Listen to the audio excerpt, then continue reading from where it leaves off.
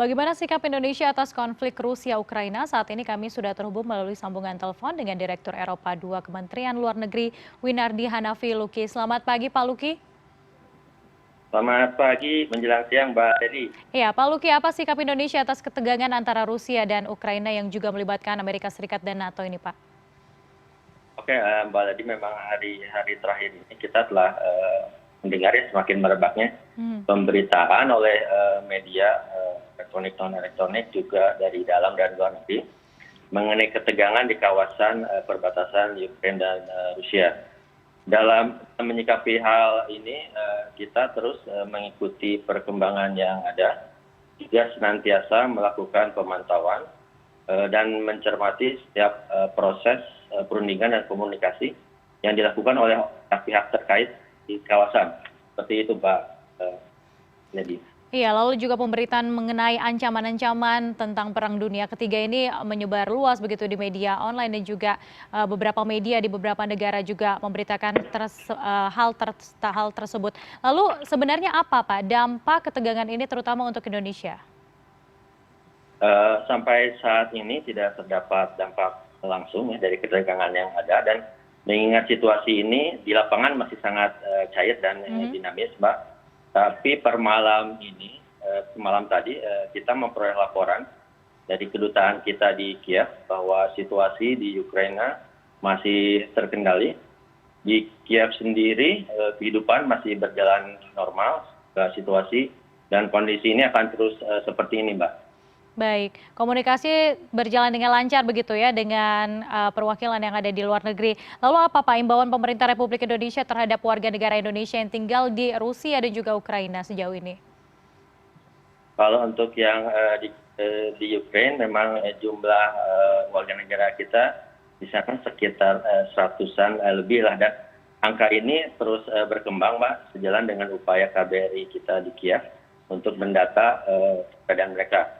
Bagi para WNI kita di sana, kita menghimbau agar tetap meningkatkan kewaspadaan, juga mengikuti anjuran pemerintah dan otoritas setempat, serta tetap menjalin komunikasi dengan kedutaan kita di Kiev sebagai perwakilan negara Republik Indonesia di Ukraina. Baik, selain itu sebagai presidensi G20, apa upaya Indonesia mendorong negara-negara G20 ini untuk meredakan ketegangan antara Rusia dan juga Ukraina? G20 itu merupakan forum tempatnya negara-negara anggota melakukan pembahasan dan berupaya untuk memperkuat kerjasama bidang ekonomi, pembangunan, dan lingkungan hidup. Negara-negara anggota akan berkonsentrasi untuk melakukan mencapai prioritas tersebut, sehingga isu ketegangan perbatasan Ukraina Rusia ini tidak kontekstual dalam kerangka ini. Nah, dalam kaitan ini pula Indonesia sendiri yang menjabat sebagai Presiden G20 sejak bulan lalu akan lebih memfokuskan prioritasnya pada sektor transisi energi, arsitektur kesehatan dunia, dan transformasi digital, Mbak.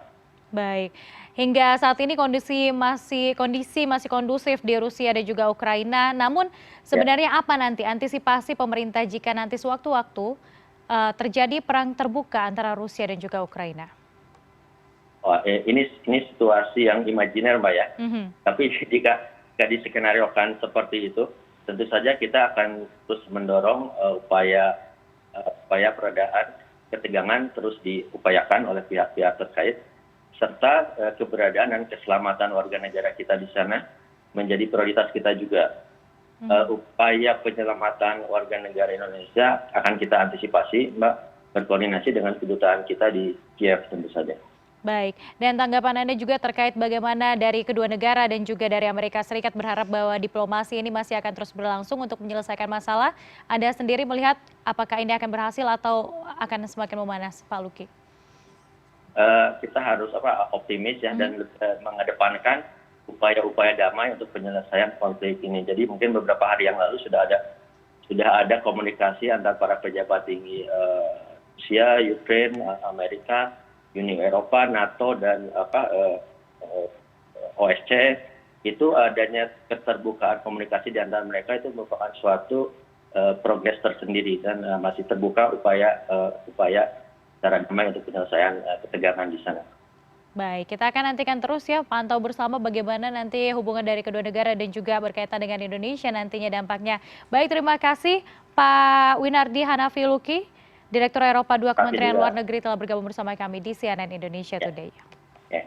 Salam sehat.